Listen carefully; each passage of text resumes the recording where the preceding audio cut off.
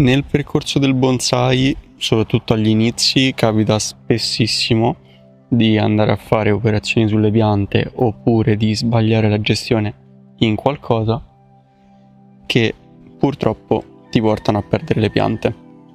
E questo è uno di questi casi.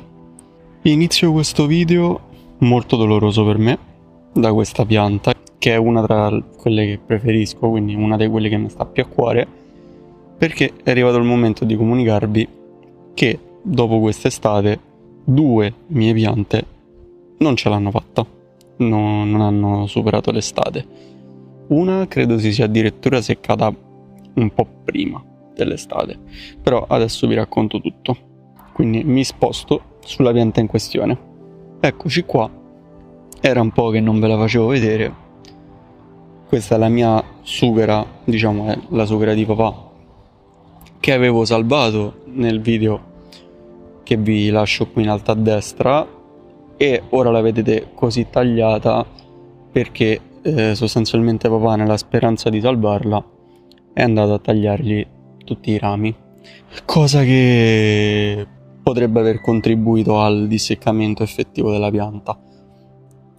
Cosa è successo essenzialmente? Intanto vi invito a guardarvi il video che vi ho messo in alto a destra prima e quello che vi metto in alto a destra adesso, in cui vi andavo a far vedere, diciamo, la pianta nel tempo, dopo aver fatto il rinvaso, dopo averla effettivamente salvata, perché stava andando in asfissia / marciume radicale, e con un rinvaso d'emergenza dove praticamente aveva pochissime radici sono andato effettivamente a salvarla, perché poi nell'anno e mezzo successivo, facciamo 2, la pianta ha continuato a germogliare.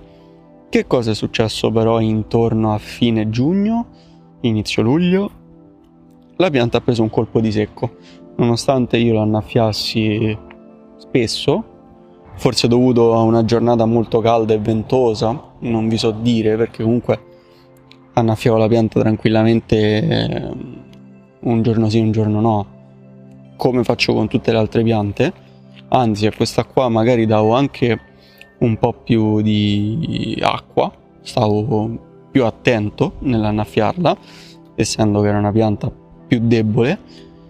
Da un giorno all'altro l'ho trovata con tutte le foglie, diciamo, appassite, e cosa che vi avevo già raccontato per esempio sul cotogno, sul vaso blu ingress, vi avevo fatto un video breve.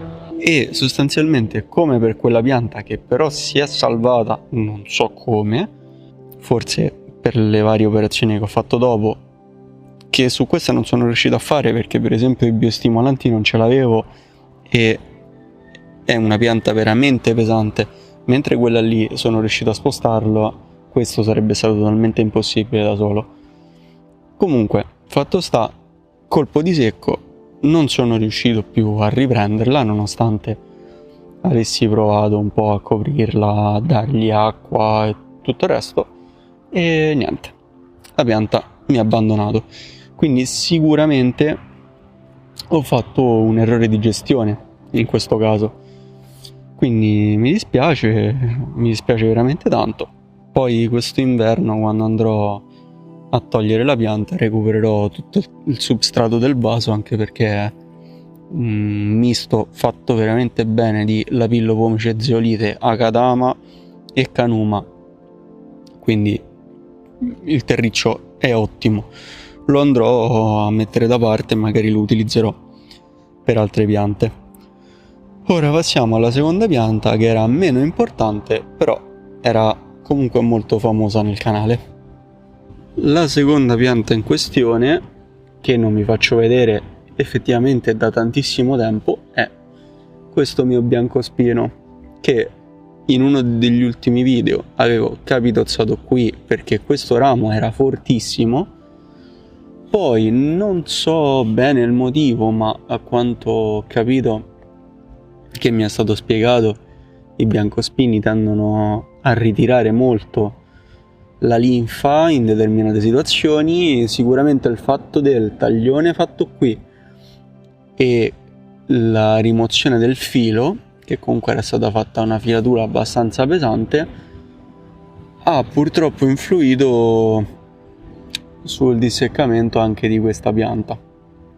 Poi non sono mai riuscito a tenerla benissimo perché comunque aveva sempre un po' un comportamento strano con ritiri di linfa, però non aveva mai fatto qualcosa a questi livelli, quindi ci sono rimasto abbastanza male. Però sicuramente questo avvenimento mi ha fatto pensare, belli biancospini, però avendo questi problemi e avendo io poca esperienza, attualmente non posso, diciamo, impegnarmi con questo tipo di piante, non essendo io capace a gestirle.